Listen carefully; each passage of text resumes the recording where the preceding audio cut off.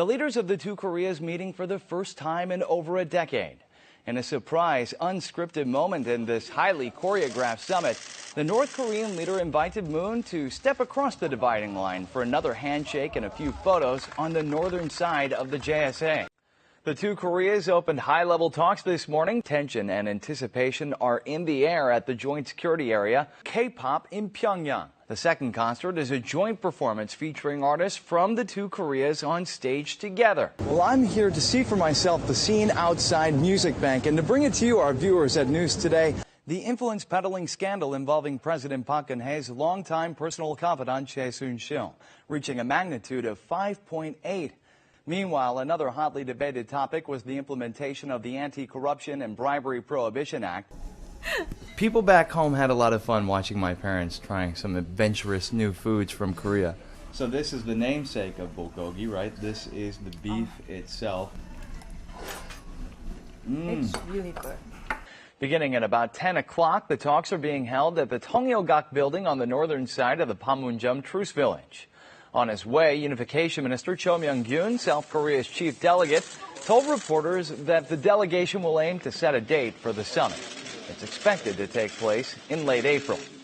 Now, before we go to the markets, we have some breaking news. The two Koreas have decided to hold a landmark summit between South Korean President Moon Jae-in and North Korean leader Kim Jong-un on April 27th at the Peace House on the southern side of the Panmunjom Truce Village.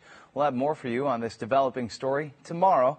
For now, here's a look at the markets and the world weather. Disgraced former President Park Geun-hye has been sentenced to 24 years in prison. There's more trouble for another ex-president. The prosecution on Monday indicted former President Lee Myung-bak on corruption charges. KBS has learned more details about how the tragedy unfolded and the Coast Guard's desperate attempts to reach the presidential office. The majority of the survivors are over 80 years old now, and their numbers are falling fast. The movement has swept the prosecution, the arts and cultural scene, and even the auto sector in line with longtime Washington demands, but managed to protect its air purifiers in the classrooms of all kindergartens, elementary schools, and special purpose schools. But this has put the squeeze on Korean tangerine producers. I have to admit, this is not one of the most visually appealing foods out there, especially among Korean cuisine, because, you have things like bibimbap that are so beautiful. Samgyeopsal.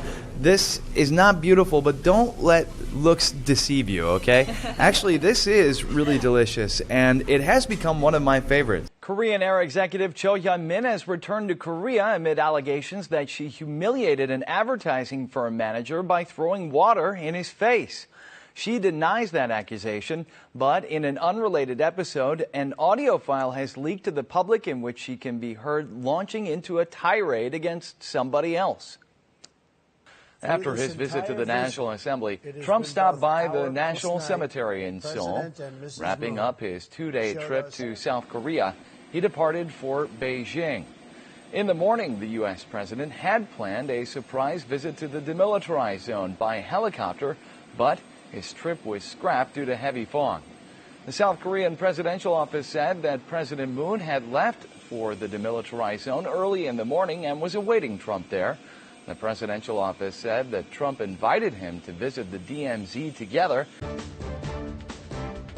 Hello and welcome to News Today on KBS World. It's Friday, April 27th. I'm Luke Cleary.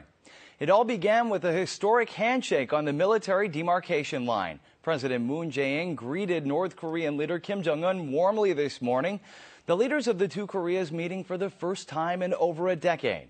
In a surprise, unscripted moment in this highly choreographed summit, the North Korean leader invited Moon to step across the dividing line for another handshake and a few photos on the northern side of the JSA. Moon and Kim walked side by side, welcomed by South Korea's colorful honor guard. Upon their arrival at the summit venue, Kim was asked to write a message in the visitor's log. He wrote, "A new history begins now, and an age of peace at the starting point of history." The first summit meeting began at 10:15 a.m., about 15 minutes earlier than scheduled. The two leaders appeared at ease as the North Korean leader joked that he would make sure not to interrupt Moon's sleep with early morning missile tests anymore. Kim told Moon that he would be willing to visit the presidential office Cheongwon-dae any time if he were only invited. He also said that he'd been overwhelmed with emotion walking the 200 meters toward the military demarcation line and that he was determined to start a new history of peace and prosperity. President Moon replied by offering to hold extensive discussions about everything the two sides have wanted to say over the past decade, adding that the moment the North Korean leader crossed the border in Panmunjom, it became a symbol of peace. This marks the third summit between the two Koreas. The previous two meetings were held in 2000 and 2007, each in Pyongyang.